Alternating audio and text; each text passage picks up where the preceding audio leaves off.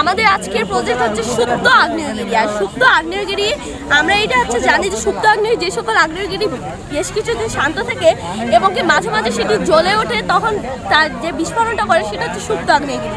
তো আমাদের এই সুপ্ত আগ্নেয়গিরি আমাদের প্রজেক্টে এখানে আমরা মূলত দেখেছি সুপ্ত আগ্নেয় যেহেতু বেশ কিছুদিন ঠান্ডা ছিল বা অনেক বছর ধরে এটা জ্বলে নাই, তো পাশে যে হচ্ছে গাছগুলো জন্ম হয়েছে, গাছগুলা যখন এটি প্রভাব হবে বা যখন এটি বিক্রিয়া করবে তখন এই গাছগুলার কি হবে এবং কি পার্শ্ববর্তী যে দেশগুলো আছে সেই দেশগুলো ভূগর্ভ স্থল কিন্তু তলিয়ে যাবে। এই তলিয়ে যাওয়াটা আমরা এটা মূলত এখানে আমরা দেখাচ্ছি।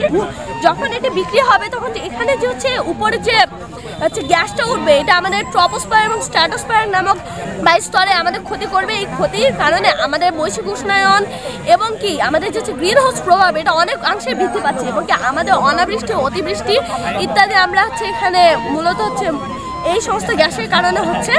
তো আর এই আগ্নেয়গিরির সৃষ্টি মূলত ট্যাকটনিক প্লেট থেকে। ট্যাকটনিক প্লেট যখন একটির উপর আরেকটা হচ্ছে তখন এখানে যে বিক্রিয়া হচ্ছে তখন এখান থেকে অনেক খনিজ পদার্থ এগুলো উপরে উঠে যায়। এই উপরে উঠে যাওয়ার পরে এখানে আগুন জ্বলে এবং আগুন জ্বলার পর যখন এখান থেকে লার্ভা বের হয়, পার্শ্ববর্তী দেশ এবং কি পার্শ্ববর্তী পরিবেশ সকল কিছু বাস্তুতন্ত্র ইত্যাদি সকল কিছুর উপর এটা নেতিবাচক প্রভাব পড়ে। এটাই আমাদের প্রজেক্ট।